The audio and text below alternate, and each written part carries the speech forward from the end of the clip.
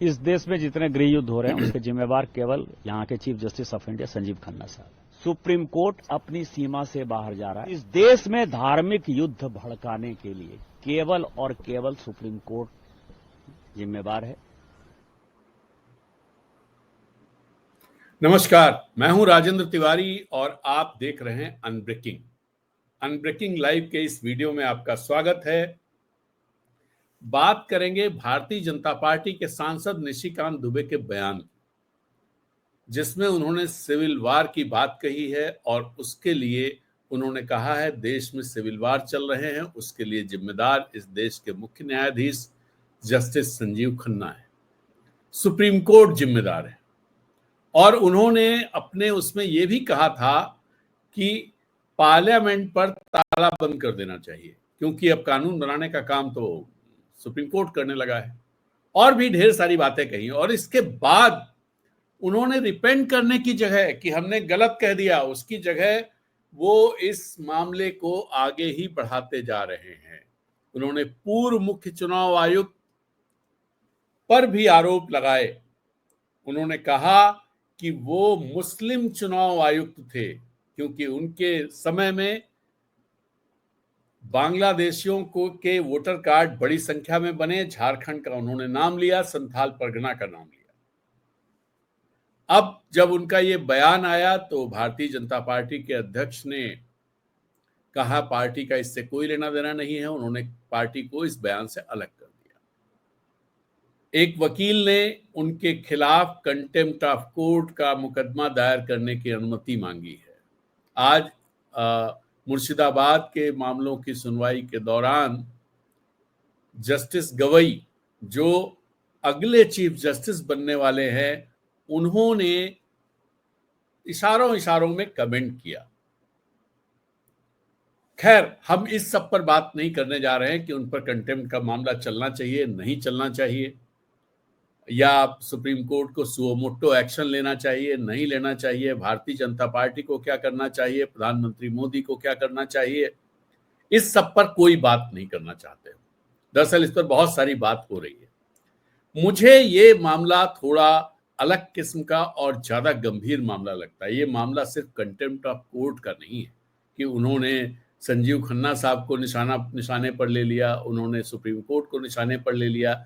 ये काम तो होता ही रहता है। इससे पहले उपराष्ट्रपति ने भी सुप्रीम कोर्ट को निशाने पर लिया, किरण रिजिजू ने भी लिया, और इससे पहले भी इस तरह की चीजें होती रही। तो सवाल ये नहीं है कि उन्होंने कोर्ट की अवमानना की, चीफ जस्टिस की अवमानना की। सवाल ये है कि उनका ये जो बयान है, उस बयान के पीछे मंशा क्या है। वो जिस परिवार से आते हैं, मतलब संघ परिवार, आरएसएस बीजेपी का परिवार, उसकी मंशा क्या है। और ये सवाल इसलिए खड़ा हुआ कि अगर उसकी मंशा साफ होती, उसको ये इस बात का भय होता या इस बात का एहसास होता कि जो बात निशिकांत दुबे ने कही है वो बात गलत है, ऐसी बात किसी को करने का अधिकार नहीं है, और इस तरह की बातें देश में प्रॉब्लम क्रिएट कर सकती हैं, तो उन पर एक्शन की शुरुआत हो गई होती, कोई जांच बैठ गई होती, उनको पार्टी की तरफ से चेतावनी दी गई होती। पार्लियामेंट में अगर पार्लियामेंट के जो मतलब हमारे लोकसभा के स्पीकर हैं, उनको लगता कि अगर उनके सदस्य ने कुछ बेजा बात कही है, गैर संवैधानिक बात कही है, संविधान के खिलाफ बात कही है, संविधान की अवहेलना की है, अवमानना की है, तो उनकी तरफ से भी कोई ना कोई प्रोसेस शुरू हो जाती। लेकिन ऐसी कोई चीज कहीं दिखाई नहीं दी।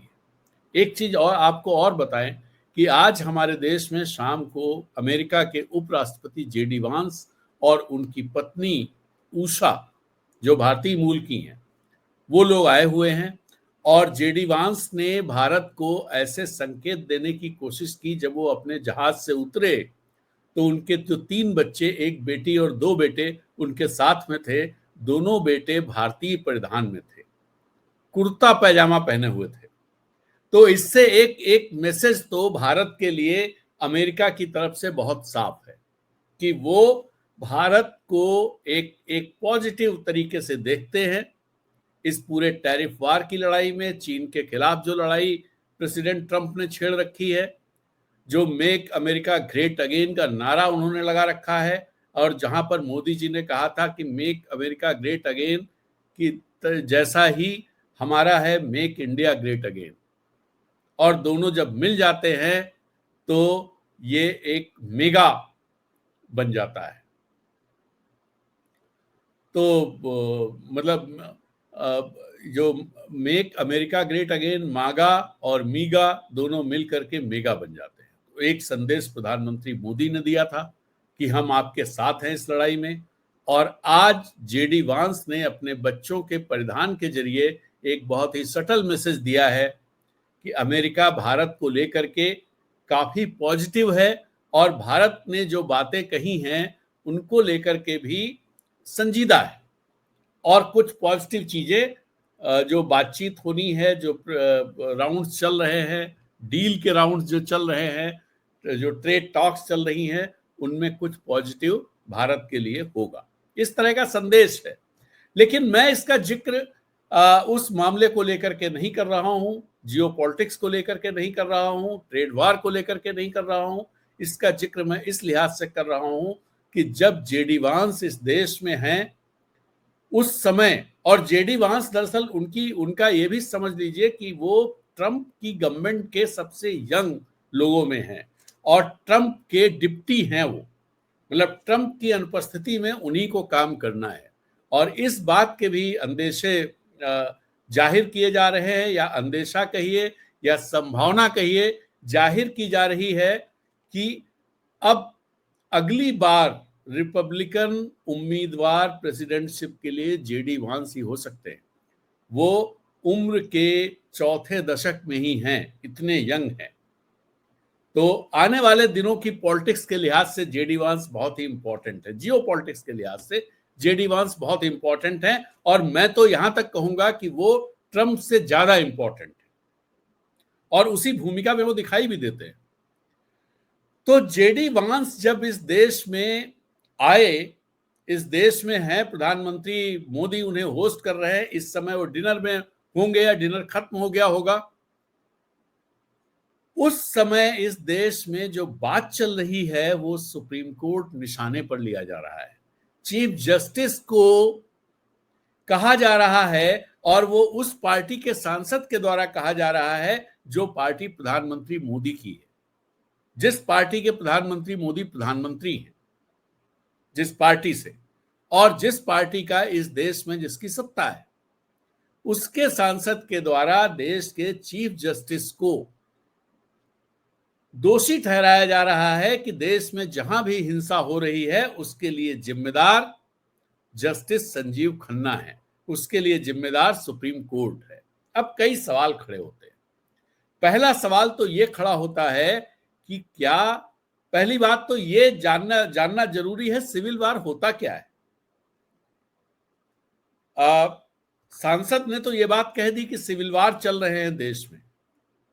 क्या वाकई देश में सिविल वार चल रहे हैं, और सिविल वार क्या होते हैं, ये समझना जरूरी है। तो सिविल वार दरअसल अगर अपने देश का इतिहास देखें तो ये कहा जाता है, और है भी, तथ्य है कि अपने देश में कभी कोई सिविल वार नहीं हुआ, कभी कोई सिविल वार नहीं हुआ।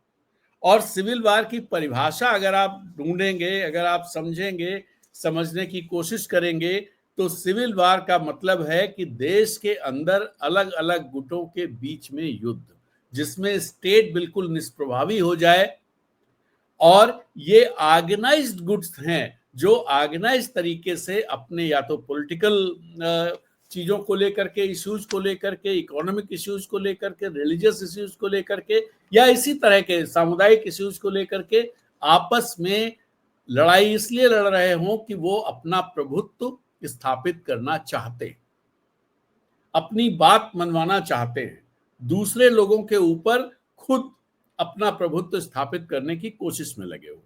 यानी गृह युद्ध का अर्थ है कि एक ही देश के अंदर, मतलब देश के भीतर होने वाला युद्ध जिसमें 2 या 2 से अधिक संगठित समूह आपस में लड़ रहे हों। तो एक तरह से ये इंटरनल स्ट्रगल है जो किसी देश के भीतर, ऐसा नहीं हो सकता बांग्लादेश और भारत के बीच में कुछ हो रहा हो तो उसे कहा जाए, या पाकिस्तान और भारत के बीच में हो रहा हो उसे सिविल वार। वो सिविल वार नहीं, वो वार है। वो कई तरह से वार, एक डायरेक्ट वार हो सकता है, एक भाई अप्रत्यक्ष तरीके से लड़ाई लड़ी जा सकती है जो भारत पाकिस्तान के बीच में होती रही है, और इनका उद्देश्य बहुत साफ होता है। सिविल वार में जो गुट लड़ रहे होते हैं उनका उद्देश्य बहुत साफ होता है कि वो अपनी नियंत्रण करना चाहते हैं देश पर, और बाकी गुटों को जो है या तो उनको पूरी तरह से न्यूट्रलाइज कर देना चाहते हैं या फिर उन पर अपना प्रभुत्व स्थापित करके अपनी बात मनवाने की कोशिश में ये मामला होता है। और नतीजे दरअसल सिविल वार जहां भी हुए हैं, सिविल वार के नतीजे बहुत भयावह होते हैं। बहुत सारे लोग मारे जाते हैं, निरपराध लोगों की मौत होती है, बड़े सारे लोग बेघर हो जाते हैं लंबे समय तक, मतलब बड़ी प्रॉब्लम, इकोनॉमी तहस नहस हो जाती है। आप देखिए यमन में जो चल रहा है, जो सीरिया में चल रहा है, जो लीबिया में हुआ, इराक में हुआ, अफगानिस्तान में हुआ, ये सारे उस तरह की स्थितियां। या इससे पहले आपको याद होगा 1971 की लड़ाई से पहले पाकिस्तान में जो हुआ था, और पाकिस्तान में इस समय भी जो चीजें चल रही, सिविल वार पूरी तरह से उसे नहीं कहेंगे, लेकिन पाकिस्तान में जो चल रहा है वो सिविल वार की तरफ बढ़ने का इशारा कर रहा है। तो ये हुआ सिविल वार। अब इस निगाह से अगर देखें तो क्या अपने देश में कहीं सिविल वार की स्थिति है? कहीं भी। थोड़ा बहुत अगर आप इस तरह से देखें कि मणिपुर में ये कहा जा सकता है कि 2 गुट, 2 समुदाय आपस में लड़ रहे हैं अपना प्रभुत्व स्थापित करने के लिए, और कहीं कोई इस तरह की चीज नहीं दिखाई देगी। तो एक छोटे स्तर पे हो सकता है, लेकिन क्या उसके लिए सुप्रीम कोर्ट जिम्मेदार है? हालांकि जो सांसद ने कहा है वो ये कहा है कि देश में जो सिविल वार चल रहे हैं मतलब प्लूरल में है, कई जगह सिविल वार चल रहे हैं। अब इसके पीछे मंशा क्या है? जब सिविल वार है नहीं देश में, तो सिविल वार की तरफ इशारा करना, सिविल वार कहना और सिविल वार के लिए जिम्मेदार ठहराना, जो हमारे लोकतंत्र का एक स्तंभ है न्यायपालिका, उसके मुखिया को जिम्मेदार ठहराना, उसके जो सुप्रीम कोर्ट है उसको जिम्मेदार ठहराना, इसके पीछे क्या वजह हो सकती है? इसके पीछे क्या उद्देश्य हो सकते हैं? ये समझने की जरूरत है। इसी को समझेंगे इस वीडियो में। तो पहले तो जो हमारे मित्र लोग जुड़े हुए हैं सबका स्वागत कर लूं। अरविंद त्यागी जी, मुकुल कुमार जी, आतिश कुमार जी।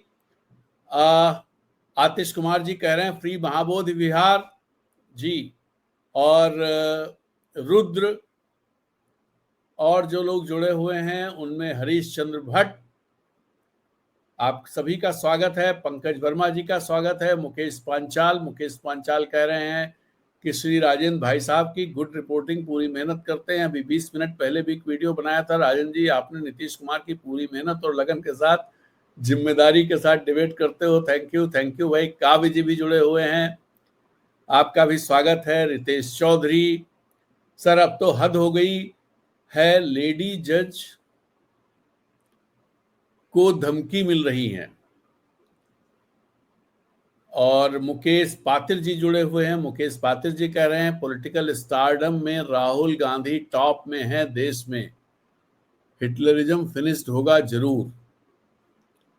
केएम भी जुड़े हुए हैं, और केएम बड़ा लंबा चौड़ा, इन्होंने राहिल नाम का पैरट अब बोस्टन आइलैंड में अंग्रेजों के, ये तो भाई साहब इनके संस्कार हैं, संस्कारी जो परिवार है उससे आते हैं, तो ये बहुत ही लोडेड पोस्ट लिखते हैं, इसलिए इस पोस्ट को पढ़ने की जरूरत नहीं है। नितिन वशिष्ठ जी जुड़े हुए हैं, इनका कहना है कि इंडिया गठबंधन नीतीश जी को प्रधानमंत्री पद का उम्मीदवार बना देता तो शायद आज, ये तो पहले वाले वीडियो पर आप बात कर रहे हैं, अभी जब हम अपनी बात कर लें उसके बाद हम लोग ओपन सेशन टाइप, तब उसमें ये बात करेंगे। हसीर अहमद जावेद कह रहे हैं निशिकांत दुबे कहीं सिविल वार का माहौल तो नहीं बना रहा? Patel Jayanti, nothing will happen to CJI. जी, देवेंद्र प्रसाद शर्मा जी कह रहे हैं, राजन जी, इसीलिए अमेरिका ने प्रधानमंत्री पद पर बैठे व्यक्ति को व्हाइट हाउस में सेक्रेटरी स्तर के समकक्ष मानकर रिसीव करवाया है। जी, ये बात तो है कि उन्होंने किस तरह से डिग्रेड किया है इंडियन प्राइम मिनिस्टर को। Patel Jayanti, PM is busy with children but American, जो भी है जी। और रुद्र का मैं कोई कमेंट लेना नहीं चाहता हूं। तो चलिए, तो आप सभी लोगों का स्वागत है। बात आगे बढ़ाते हैं कि ये सिविल वार, क्या देश में कभी सिविल वार की जैसी स्थितियां भी बनी हैं? इस सवाल पर एक बार देखते हैं। और मैंने जब इसे देखा तो कभी इस देश में औपचारिक तौर पर जिसे सिविल वार कहा जा सके वो सिविल वार हुआ नहीं। 1857 का गदर हुआ था, लेकिन वो गदर भी जिसे कुछ लोग सिविल वार की तरह कहते हैं, लेकिन वो जो क्लासिकल पैमाना है सिविल वार का, जो परिभाषा है, उस पर सही नहीं बैठता है। क्योंकि वो जो लड़ाई थी वो जो कॉलोनियल मास्टर्स थे उनके खिलाफ थी। वो ईस्ट इंडिया कंपनी जिसने यहाँ पर अपना प्रभुत्व स्थापित कर लिया था, उसके खिलाफ विद्रोह था। वो सिविल वार नहीं कहा जा सकता। हाँ, सिविल वार जैसे अमेरिकी गृह युद्ध हुआ था 1861 से 1865 तक, वो सिविल वार था। भारत के इतिहास में इस तरह की लड़ाइयां बिल्कुल नहीं हुई हैं।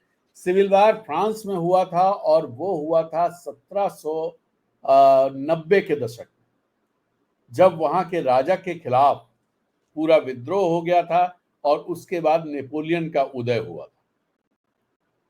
और उसी समय ये जो लेफ्ट राइट की थ्योरी है, ये उसी समय आई थी। तो अपने देश में एक तो 1857 का स्वतंत्रता संग्राम है, जिसे कुछ लोग अपने स्वार्थों के तहत कह लें या अपनी संकीर्ण नजरों से उसे सिविल वार मानते हैं, लेकिन ये ईस्ट इंडिया कंपनी के खिलाफ एक बड़ा सशस्त्र विद्रोह था, जिसमें भारतीय सैनिकों ने और आम लोगों ने हिस्सा लिया था। यहाँ के राजे रजवाड़ों ने हिस्सा लिया था। इसे सिपाही विद्रोह भी कहा जाता है। अंग्रेजों ने पहले इसे सिपाही विद्रोह ही बोला था। और यह गृह युद्ध बिल्कुल नहीं था, क्योंकि इसमें आपस में लोग नहीं लड़ रहे थे। ये ईस्ट इंडिया कंपनी के खिलाफ सारे लोग उसके खिलाफ लड़ रहे थे और उससे मुक्ति चाहते थे। तो एक तरह से देश की आजादी के लिए, स्वतंत्रता के लिए बड़े स्तर पे पहली लड़ाई 1857 की लड़ाई थी।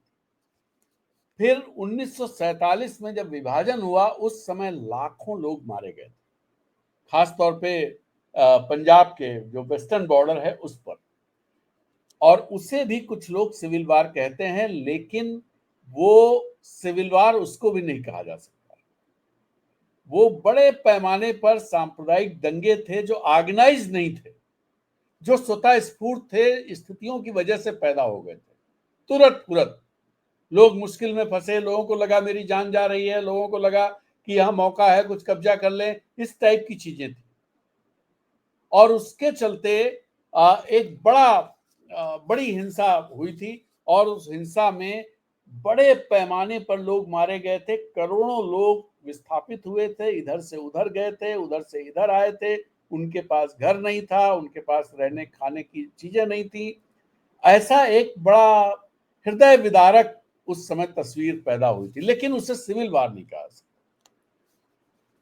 तो ये 1946 से 1948। इसके अलावा छोटे मोटे चीजें, क्षेत्रीय विद्रोह रहे हैं, जैसे पूर्वोत्तर में नागालैंड, मिजोरम, कश्मीर, नक्सलवादी क्षेत्रों में उग्रवादी आंदोलन, लेकिन ये सब स्टेट के खिलाफ थे, ये आपस में नहीं।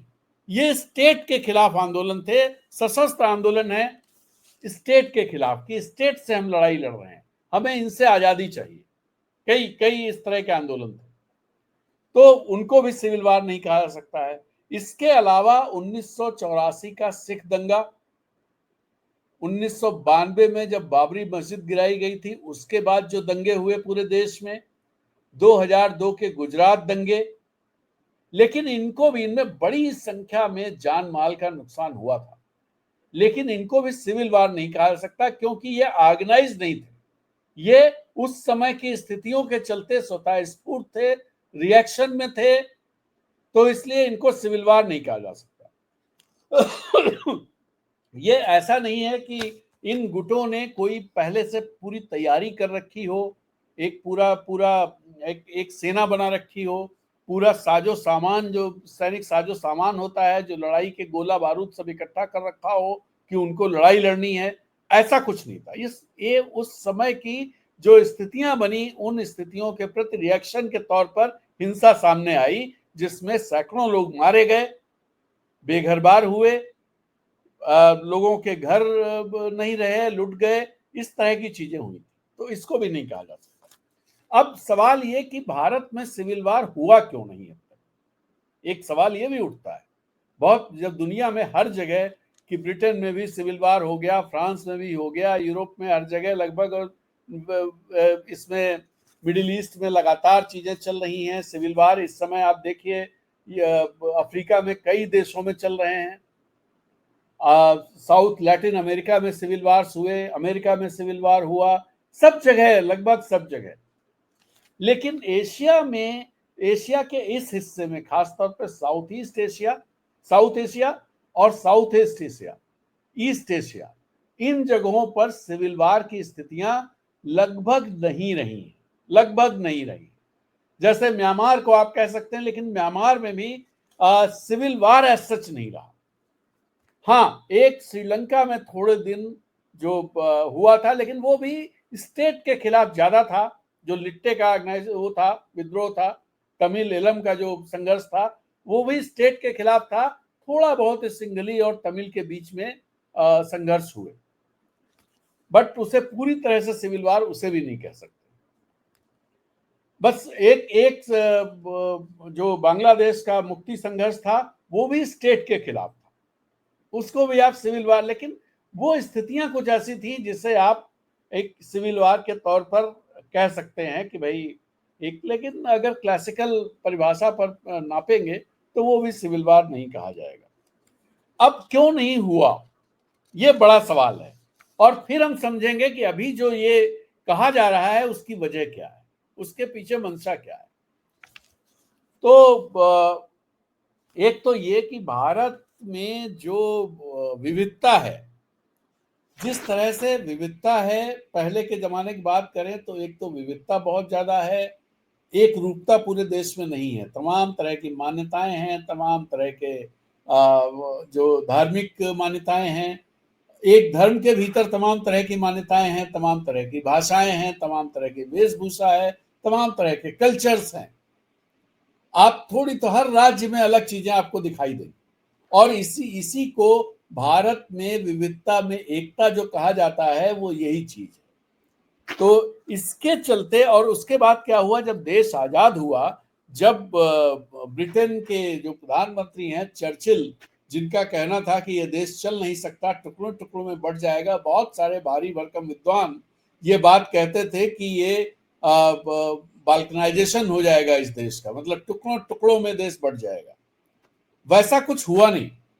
वैसा कुछ इसलिए नहीं हो पाया क्योंकि एक तो जो संविधान, एक बहुत मजबूत संवैधानिक ढांचा, इस देश की जो स्वतंत्रता की लड़ाई जो लोग लड़े थे, वो सिर्फ लड़ाई नहीं लड़ रहे थे, वो लड़ाई लड़ने के साथ साथ देश उनका कैसे चलेगा, जब देश आजाद होगा तो कैसे आगे बढ़ेगा, वो ढांचा क्या होगा जिस पर देश चलेगा, जिस पर देश बनेगा, जिस पर देश खड़ा होगा, उस ढांचे की भी तैयारी कर रहे थे।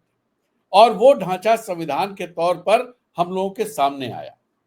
और दूसरा ये रहा कि उस समय की जो पार्टी थी जो देश को लीड कर रही थी, कांग्रेस पार्टी, जो महात्मा गांधी के नेतृत्व में, ऑफिशियल नेतृत्व तो महात्मा गांधी का नहीं था क्योंकि वो कांग्रेस पार्टी में नहीं थे, लेकिन नैतिक नेतृत्व तो उन्हीं का था, देश का नेतृत्व तो महात्मा गांधी ही कर रहे थे।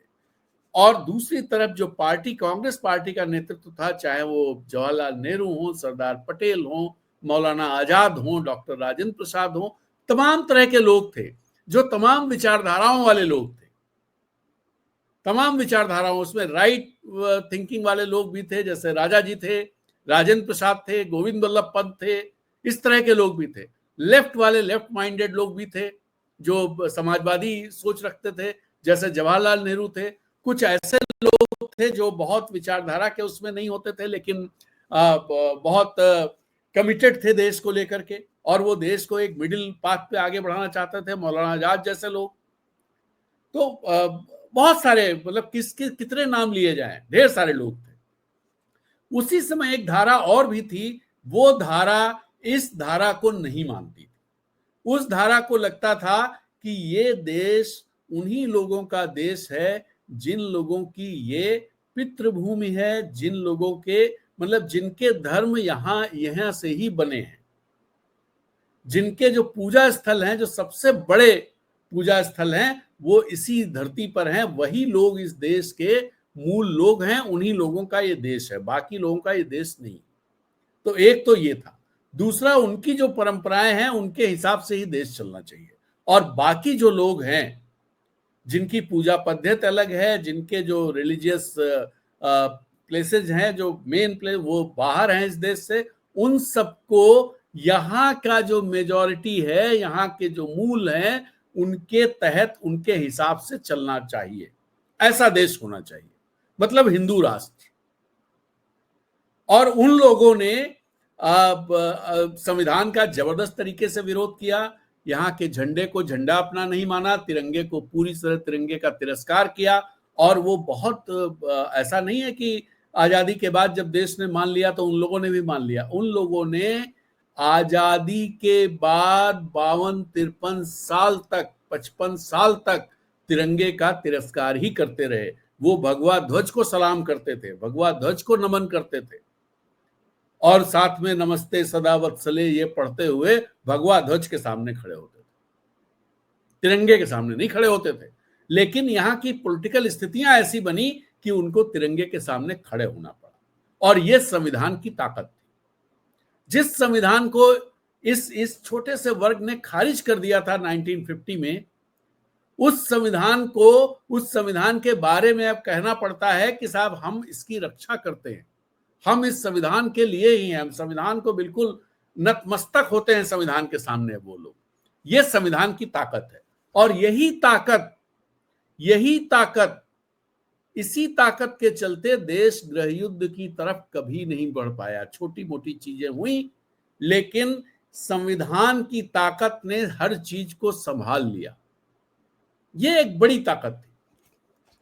तो ये जो मामला है वो इस तरह से आप देखिए। और हर जो भी असंतोष कहीं खड़ा हुआ, क्षेत्रीय असंतोष, भाषागत असंतोष, जो भी, उनके राजनीतिक समाधान इसी संविधान के अंदर से निकलते गए, जिसके चलते जो असंतोष खड़े भी हुए, शुरुआत में कई हुए, साउथ में रहे इस तरह के असंतोष। आप देखिए नक्सलबाड़ी खड़ा हुआ, हालांकि वो स्टेट के खिलाफ थे, वो कभी सिविल वार की तरफ नहीं बढ़ पाए, लेकिन धीरे धीरे इन सब चीजों को, पंजाब में विद्रोह हुआ, विद्रोह क्या, एक पाकिस्तान के सपोर्ट से वहां पर डिस्टेबलाइज करने की कोशिशें हुई, आतंकवाद फैला, लेकिन वो भी काबू आ गया। कश्मीर में आतंकवाद फैला, पूर्वोत्तर में आतंकवाद फैला, असम में इस तरह के संघर्ष हुए, लेकिन नगा विद्रोह हुआ, बहुत सारे इस तरह की चीजें हुई, बंगाल में हुआ जो नक्सलियों का मामला, ये हुआ। लेकिन इन सब चीजों को संविधान हमारा इतना व्यापक है, इतना मजबूत है, सबकी जो ये कहा जाए कि जो आकांक्षाएं, सबकी आकांक्षाओं को समाहित करने वाला सिद्धांत है, सबकी आकांक्षाओं को एड्रेस कर देने वाला हमारा संविधान है। इस संविधान के चलते इस तरह की स्थितियां नहीं हो पाई। अब सवाल यही आता है कि ऐसे में अभी तक किसी ने ये बात नहीं कही कि भारत में कहीं कोई सिविल वार है। कोई भी समझदार आदमी, पढ़ा लिखा आदमी, जो चीजों को जानता है, जो इतिहास को जानता है, जो चीजों को समझता है, जिसने नागरिक शास्त्र पढ़ा है, जिसने इतिहास पढ़ा है, जिसने भूगोल पढ़ा है, जो पब्लिक एडमिनिस्ट्रेशन जानता है, ऐसे किसी भी व्यक्ति, चाहे विपक्ष का हो चाहे पक्ष का हो, चाहे वो विद्रोही हो भले ही हो, नक्सली भी ये नहीं कभी कहे कि देश में सिविल वार है। जो विद्रोह कर रहे थे, स्टेट के खिलाफ विद्रोह था जिनका, वो भी कभी सिविल वार की बात उन्होंने नहीं की। लेकिन आज जो पार्टी संवैधानिक रूप से संविधान के तरीकों से डेमोक्रेटिक तरीके से सत्ता में है, उसका उसी तरीकों से चुना हुआ एक सांसद कह रहा है कि देश में सिविल वार चल रहे हैं। वो कह रहा है कि इस देश में जो सिविल वार चल रहे हैं उनके लिए सुप्रीम कोर्ट के चीफ जस्टिस यानी chief justice of India justice Sanjeev Khanna पूरी तरह से जिम्मेदार है। वो कह रहा है कि इसके लिए सुप्रीम कोर्ट जिम्मेदार है। मैं आपको एक ऐतिहासिक बात और बताऊं, इतिहास की बात। जब दुनिया में जिस समय यूरोप में जिस समय धर्मयुद्ध चल रहे थे इस्लाम और क्रिश्चियनिटी के बीच में, यूरोप और मिडिल ईस्ट जो ऑटोमन या टर्की वाला जो पूरा इलाका, मिडिल ईस्ट का पूरा इलाका है, जब वो चल रहे थे उस समय अपने देश में बहुत ही अमन और शांति थी। हालांकि एक पक्ष ये कहता है, जो सिविल वार की बात करता है, वो पक्ष ये कहता है कि देश उस समय गुलाम था। लेकिन गुलाम होने के बाद भी विद्रोह क्यों नहीं हुआ? ये वो समय है जब यूरोप में उथल पुथल थी, सिविल वार चल रहे थे। स्पेन का सिविल वार, वो कई जगह वहां पर लंबे सिविल वार चले हैं। उस समय हमारे देश में, हमारा देश दुनिया का सबसे अमीर देश था। जिस समय दूसरी जगहों पे उथल पुथल थी, उस समय हमारे देश में तुलसीदास रामचरितमानस लिख रहे थे। उस समय हमारे देश में मलिक मोहम्मद जायसी पद्मावत लिख रहे थे। उस समय कबीरदास यहां पर थे। उस समय गुरु नानक थे। तो आप समझ सकते हैं कि क्या अंतर जो है हमारे देश का, और क्या सिफत है जिसके चलते इस तरह की चीजें नहीं हुई कभी। जब सुप्रीमेसी, क्रिश्चियनिटी और इस्लाम के बीच सुप्रीमेसी की लड़ाई हो रही थी, तो यहां का एक बादशाह सारे धर्मों को एक में मिला करके एक नया धर्म चलाने की बात कर रहा था। तो ये अंतर है। खैर, अब बात करते हैं, एक बार कमेंट्स देख लेते हैं क्या है, नहीं तो ढेर सारे कमेंट्स एक साथ आ जाएंगे।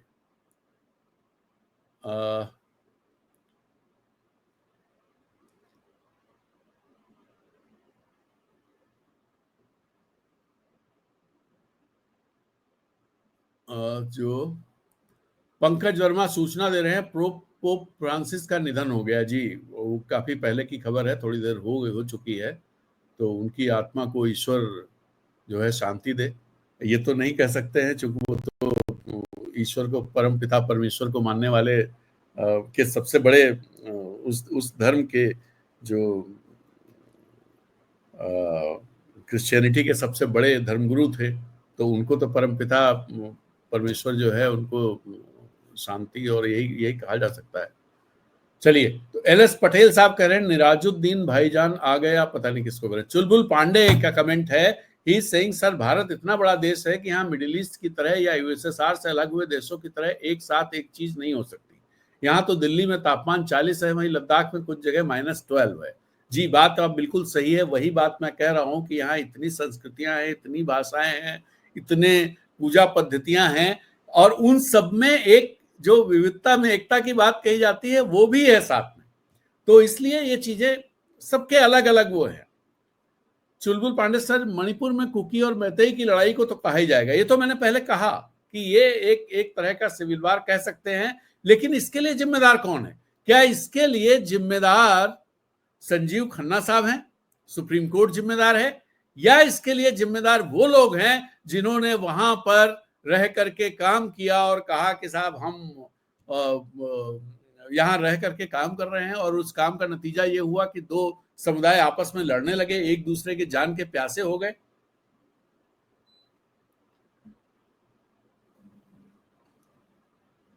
सफदर कह रहे हैं नेपाल भी जा सकते हैं। जी, नेपाल भी जा सकते हैं। सुभाष दास कह रहे हैं please discuss something regarding Rahul Gandhi USA talk. अब इसमें तो बात उस पर कर नहीं रहे हैं, कल उस पर बात करेंगे। हालांकि मैं राहुल गांधी के इस कदम से बहुत सहमत नहीं हूं, जो बातें वो अमेरिका में जा करके कह रहे हैं वो बातें यहीं रह करके कह सके। अमेरिका जाने के लिए उसकी जरूरत नहीं थी। और इस समय जब देश में पॉलिटिकल चीजें बहुत तेजी से चल रही हैं तो देश का विपक्ष का सबसे बड़ा नेता यहाँ अनुपस्थित हो, ये समझ में नहीं आता। अनिल शर्मा, ये तो आपस में बात कर रहे हैं अनिल शर्मा जी। नितिन वशिष्ठ, ये इनका कहना, तिवारी जी लोगों की बात सुनकर लगता था चाइना ठीक देश नहीं लोगों के लिए, पर भारत से बहुत बेहतर देश है, भारत तो पाकिस्तान बनता जा रहा है। जी। नीरज सिंह, एक नए मित्र यहाँ आए हैं और ये दरअसल बहुत संस्कारी जो परिवार है उससे जुड़े हुए हैं कि उनकी इन्होंने जो शब्द इस्तेमाल किए हैं, इनके माता पिता ने जो सिखाए, शायद माता पिता ने तो ही सिखाए होंगे, जो इनके राजनीतिक गुरु हैं, प्रोपेगेंडिस्ट व्हाट्सएप यूनिवर्सिटी, उनके द्वारा सिखाए गए शब्दों का ये बहुत बढ़िया, ये बहुत ही अच्छे गोल्ड मेडलिस्ट होंगे उस यूनिवर्सिटी के।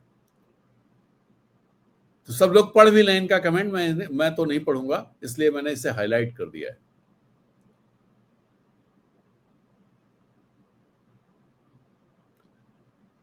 देव राघव व्लॉग्स ये कह रहे हैं पिछले जन्म में कौन से पाप किए थे कि हिंदुस्तान में पैदा हुए। ये तो नरेंद्र मोदी जी ने कहा था। जी। अमेरिका राहुल जी का बयान सोची समझी रणनीति लगती क्योंकि देश के मीडिया इन्हें दिखाती ही नहीं है। जी। नीरज सिंह का एक और बयान है लेकिन मैं उसे दिखाने नहीं जा रहा हूं। अश्विन कह रहे हैं भक्त कंपनी। जी। चुलबुल पांडे का कहना है सर मेरा मानना है कि नेहरू जी ना होते तो आजादी के 25-30 साल बाद काम तमाम हो गया होता। संविधान तो आज भी है, उसको इम्प्लीमेंट कौन कर रहा है सब उस पर है, इसलिए एक खुले दिमाग और बड़े दिल वाला नेतृत्व होना जरूरी है। लेकिन संविधान की इतनी ताकत है, आप ये देखिए कि जब संविधान पे खतरा आता है तो संविधान उस एआई की तरह, आर्टिफिशियल इंटेलिजेंस, या जो आप कह दीजिए जिस तरह से चाइना में रोबोट बन रहे हैं जो अपने आप काम करने लगते हैं, तो वैसा ये संविधान जो ऑटो मोड में आ जाता है और खुद अपनी रक्षा करने लगता है, जैसे पिछले चुनाव में इसने किया। पीयूष कुमार सिंह, ये भी जो है पीयूष कुमार सिंह जो हैं ये भी अपने संस्कार बता रहे हैं कि इनके माता पिता ने इनको क्या सिखाया है और इनके राजनीतिक गुरुओं ने इनको क्या सिखाया है।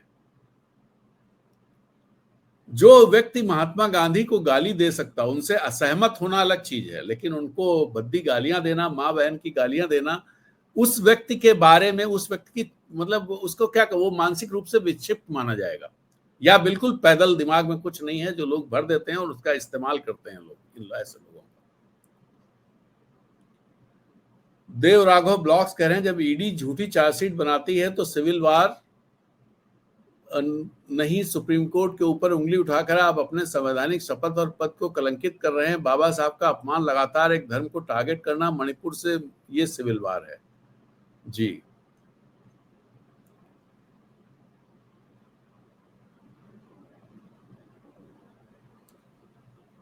और अश्विन कह रहे हैं सर एआई ग्रुप ने तो आरएसएस की पोल खोली है, मोदी उसके ऊपर चुप बैठे हैं। जी। कोई भी अगर आप देखें, अनिल शर्मा का कमेंट है, विकृत लोग ही गाली देते हैं और नफरत करते हैं तिवारी जी। जी बिल्कुल, आपकी बात से मैं सहमत हूं। तो आप बात करते हैं कि इन्होंने इसका ये क्यों किया।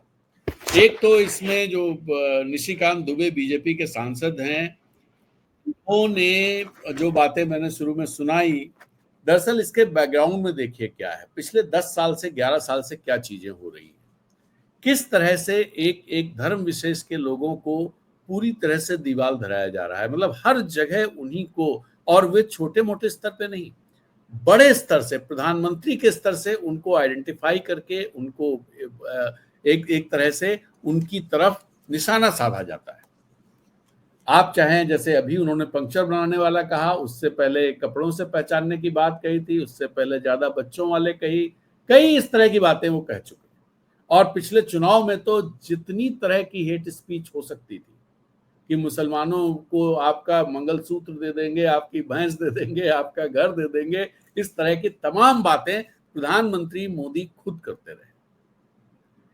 और इसके अलावा आप पार्लियामेंट में देखिए, रमेश विधूड़ी जो भारतीय जनता पार्टी के सांसद थे, उन्होंने साथी सांसद दानिश अली के लिए कैसे शब्दों का इस्तेमाल किया था।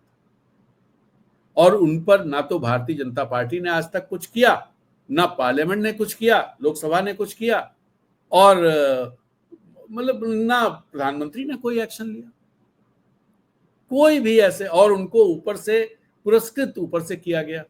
तो और इसके अलावा आप लिंचिंग देखिए, कितनी लिंचिंग इस देश में 2014 के बाद से, धार्मिक रिलीजियस मॉब लिंचिंग, अखलाक से लेकर के, और पूरी लंबी लाइन है।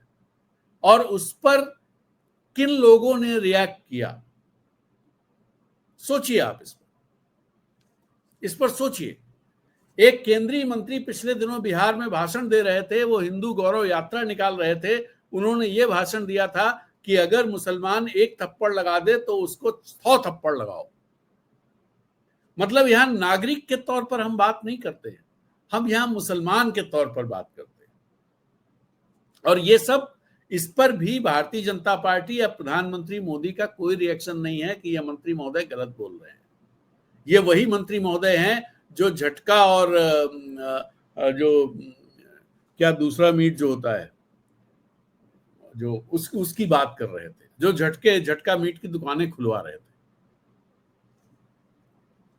तो ये चीजें हैं। अब सोचिए कि जो गृह युद्ध की बात कही है, इसके पीछे मंशा क्या है, गृह युद्ध से किसको क्या फायदा होगा, इसको सोचे सबसे, और इससे पता चलेगा कि कौन क्या करना चाहते हैं, क्या उसके हित इसमें इंटरेस्ट बढ़ेंगे। अगर गृह युद्ध देश में मान लीजिए कहीं होता है, या गृह युद्ध छिड़ जाता है, मान लीजिए ना छिड़े, ये बिल्कुल सबकी कामना यही होगी, सबकी प्रार्थना यही होगी, और है भी नहीं ऐसा। लेकिन जो लोग गृह युद्ध की बात कर रहे हैं, उनकी मंशा समझने के लिए जरूरी है कि गृह युद्ध से फायदा किसको होगा, गृह युद्ध के बाद क्या होगा, किसको फायदा होगा, और क्या गृह युद्ध, अगर वो स्थितियां बनती हैं तो क्या ये संविधान जो गृह युद्ध नहीं होने देता है, जो बहुत सारी ऐसी चीजें नहीं होने देता है जो देश के या लोगों के, नागरिकों के हित में नहीं है, वो नहीं होने देता है। एक समूह है अपने देश में जो एक तरह का राज यहां लाना चाहता है, एक तरह का देश बनाना चाहता है, जो one nation one culture one religion इस तरह की बातें करता है। अगर मान लीजिए ऐसा कुछ हो तो क्या होगा, क्या ये संविधान उसकी भेंट चढ़ जाएगा? और संविधान को कौन लोग हैं जो भेंट चढ़ाना चाहते हैं, संविधान को खत्म करना चाहते हैं? इसी के साथ इजाजत दीजिए, फिर मिलेंगे एक नए वीडियो में। तब तक के लिए नमस्कार, जय।